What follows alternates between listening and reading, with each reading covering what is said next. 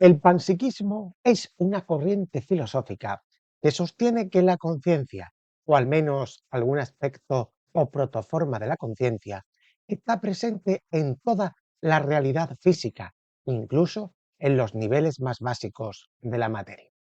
A lo largo de la historia del pensamiento, esta idea ha suscitado un debate intenso, muchas veces cargado de polémica y escepticismo. Sin embargo, en las últimas décadas el panpsiquismo ha resurgido como una posición seriamente considerada dentro de la filosofía de la mente y, en menor medida, de la ciencia cognitiva. La palabra panpsiquismo combina dos términos de origen griego: pan, que significa todo o totalidad, y psique, que significa alma o mente. De aquí se deriva la idea central de que todo lo que existe en la naturaleza está de algún modo dotado de mente o conciencia. A diferencia de visiones dualistas o reduccionistas, los panpsiquistas sostienen que la conciencia no es meramente un producto tardío de la evolución biológica o una propiedad emergente de la complejidad del cerebro, sino que se encuentra potencialmente anclada en la estructura fundamental de la propia realidad. Esto no implica necesariamente, por ejemplo, que las piedras o los átomos piensen en el mismo sentido en el que piensan los seres humanos, ni que la experiencia de un átomo sea comparable a la de un animal. Más bien, el panpsiquismo propone que existe un aspecto interno o subjetivo en todos los seres y elementos de la naturaleza, por mínimo que sea. El filósofo contemporáneo Philip Goff, uno de los defensores más destacados del panpsiquismo, señala que la visión de la materia, meramente como extensión mecánica, está incompleta y la conciencia es un rasgo fundamental de la realidad que no puede ser reducido a propiedades puramente físicas. Goff enfatiza que la comprensión tradicional de la materia, reducida a sus propiedades cuantificables, deja fuera la experiencia consciente y, por tanto, el universo que describe la física moderna podría estar perdiendo una pieza fundamental: el carácter intrínseco que porta la experiencia. Asimismo, el panpsiquismo también se aleja de posiciones dualistas, pues no propone una sustancia inmaterial separada de la física. Más bien sugiere que la materia misma, ya sea en sus formas subatómicas, atómicas o moleculares, dispone de cierta cualidad interior que se asocia con la experiencia o protoexperiencia. De esta forma, la materia y la mente no son dos realidades separadas, sino dos aspectos de una misma realidad que se manifiestan en cada partícula o en cada agregado de partículas. En la antigua Grecia, algunos presocráticos ya sostuvieron visiones del mundo cercanas a lo que hoy denominamos panpsiquismo. Por ejemplo, se atribuye al propio Tales de Miletos, que vivió entre el 624 y el 546 a.C., la idea de que todo está lleno de dioses, interpretada por algunos historiadores de la filosofía como una forma primitiva de animismo o de psiquismo universal. Anaxágoras, que vivió entre el 500 y el 400 a.C., introdujo el famoso concepto de nous, o intelecto o mente, como principio ordenador de la realidad, aunque no sostuvo exactamente que cada partícula estuviera dotada de mente. Sí concibió la mente como algo omnipresente que estructura el cosmos. Platón, es cierto que no fue un panpsiquista en el sentido moderno, pero propuso en el Timeo la idea de un alma del mundo, un principio vivo y animado que rige la totalidad del cosmos. Aristóteles consideró que la psique era la forma de los seres vivos, lo que en cierto sentido distribuye algún tipo de principio vital en la naturaleza. Con la modernidad, René Descartes, en el siglo XVII, separó la realidad en dos sustancias: la res cogitans, que sería la mente, y la res extensa, la materia, inaugurando así el dualismo moderno. Pero en contraste, Baruch Spinoza propuso un monismo ontológico donde mente y cuerpo serían dos atributos de la misma sustancia. Algunos han interpretado este monismo spinozista como una forma temprana de panpsiquismo, pues todo lo que existe participa de la sustancia y por tanto tiene un aspecto mental y uno físico. Leibniz, también en el siglo XVII y principios del XVIII, ofreció la teoría de las mónadas, unidades indivisibles dotadas de percepción y apetición.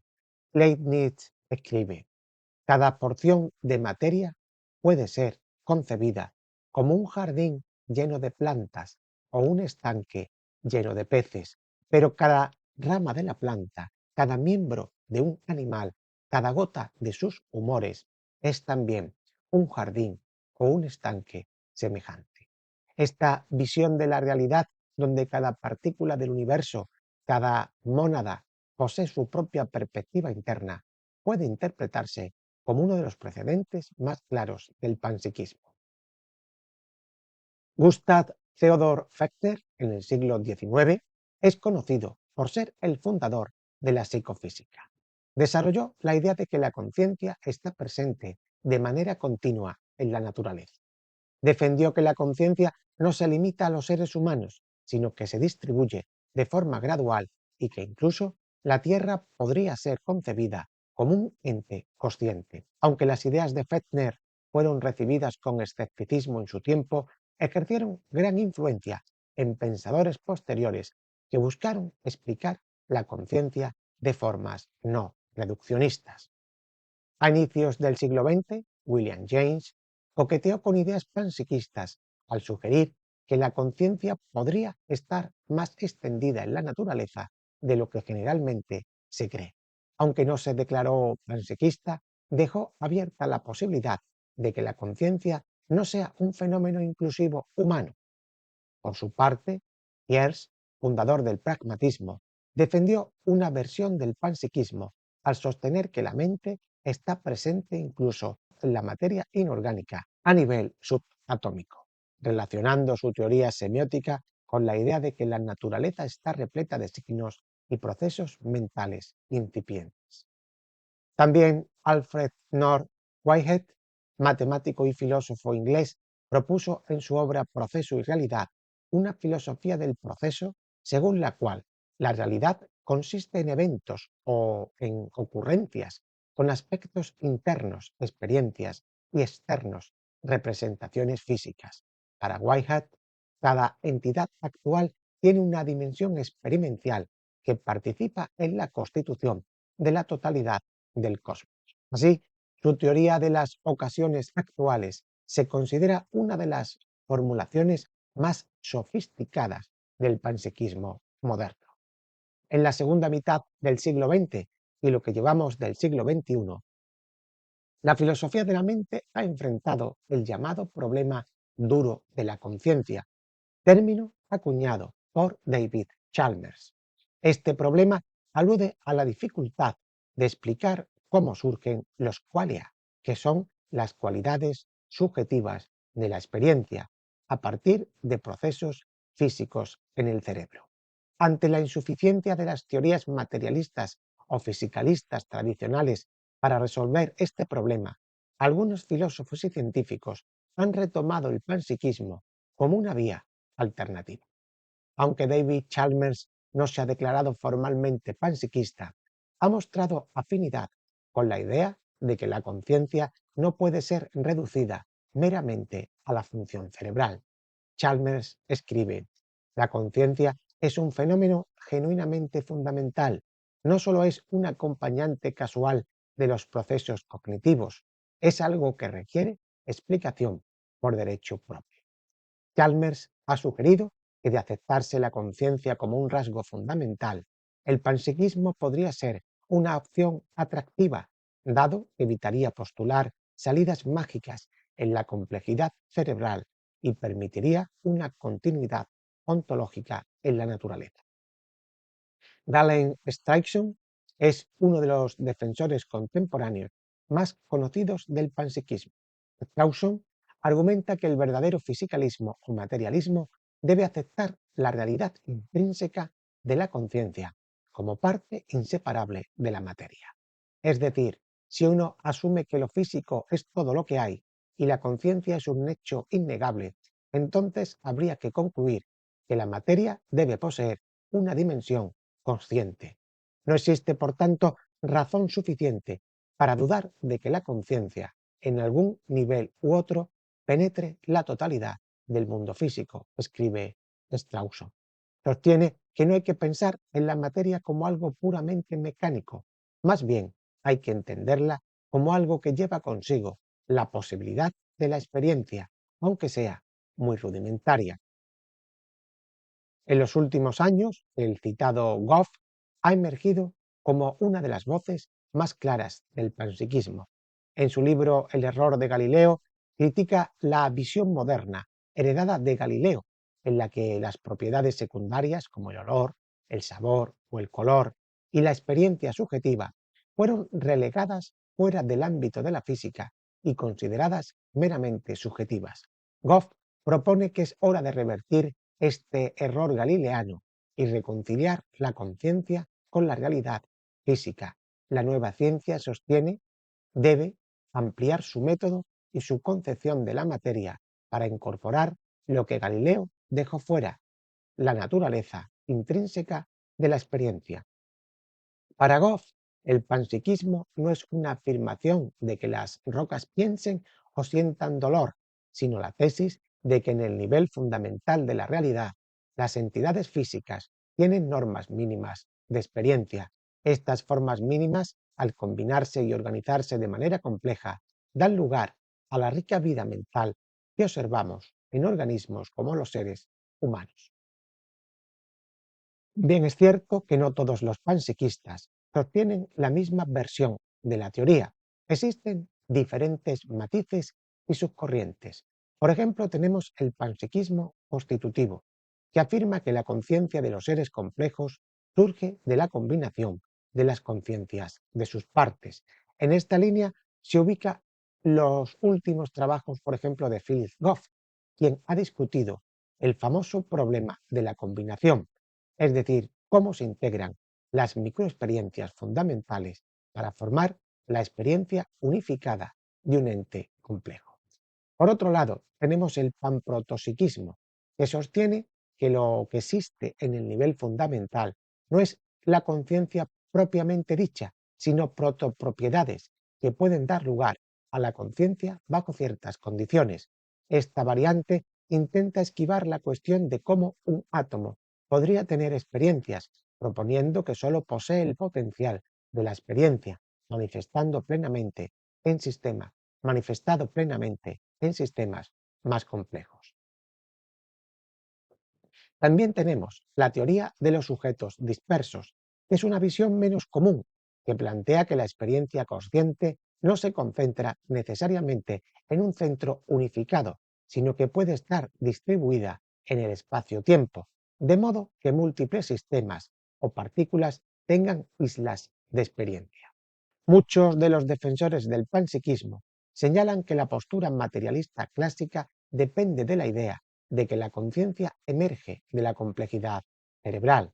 Sin embargo, se arguye que este fenómeno emergente resulta inexplicable, dado que la brecha explanatoria entre procesos electroquímicos y la experiencia subjetiva no parece cerrarse.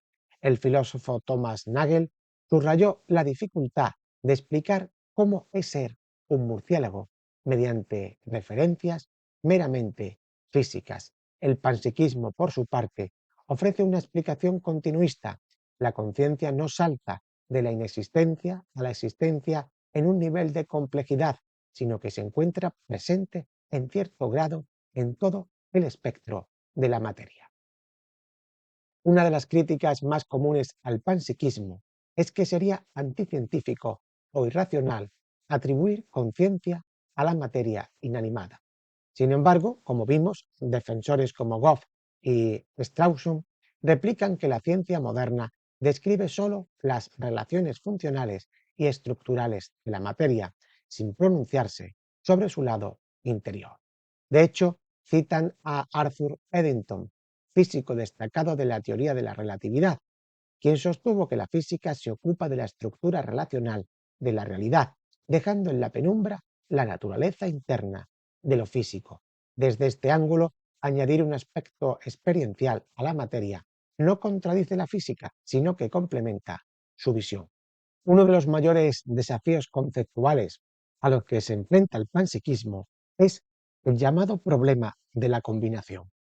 Si cada partícula o elemento fundamental tiene su propio minicampo de experiencia, ¿cómo se suman o se fusionan estos campos para constituir la experiencia unitaria de un organismo complejo, como por ejemplo la vida humana? Philip Goff explica que aunque parezca intuitivamente imposible imaginar cómo diminutas mentes o protoexperiencias se combinen para formar la conciencia unificada que cada uno de nosotros experimenta, esto no es en sí mismo un argumento concluyente contra la teoría. Más bien, indica que necesitamos nuevos marcos conceptuales para entender la relación entre partes y conjuntos. Algunos críticos ven en el panpsiquismo un riesgo de antrocentrismo invertido, es decir, proyectar la experiencia humana en todos los niveles de la realidad. Desde esta perspectiva, el panpsiquismo sería una extrapolación indebida de nuestra experiencia subjetiva a los fenómenos microscópicos. Aunque el panpsiquismo no se ha desarrollado principalmente como una ética, sus tesis tienen consecuencias potencialmente profundas en la forma en que nos relacionamos con la naturaleza. Si aceptamos que en algún grado todos los seres o entidades tienen un aspecto experiencial, podría surgir una nueva conciencia ecológica y moral que fomente el respeto hacia toda forma de existencia. En última instancia, el panpsiquismo también propone una pregunta más profunda. ¿Es la conciencia un mero accidente de la evolución o es una característica fundamental del universo? La respuesta a este interrogante, sea cual sea, modificará radicalmente nuestra comprensión del mundo y de nosotros mismos. Tal vez la naturaleza no sea solo un conjunto de partículas en interacción mecánica, sino un entramado de seres con algún grado de sensibilidad, una totalidad en la que la experiencia se entreteje con lo físico en cada rincón de la existencia. ¿Y tú qué piensas? Déjamelo en los comentarios. Arriba te dejo más vídeos para que sigas profundizando en el saber.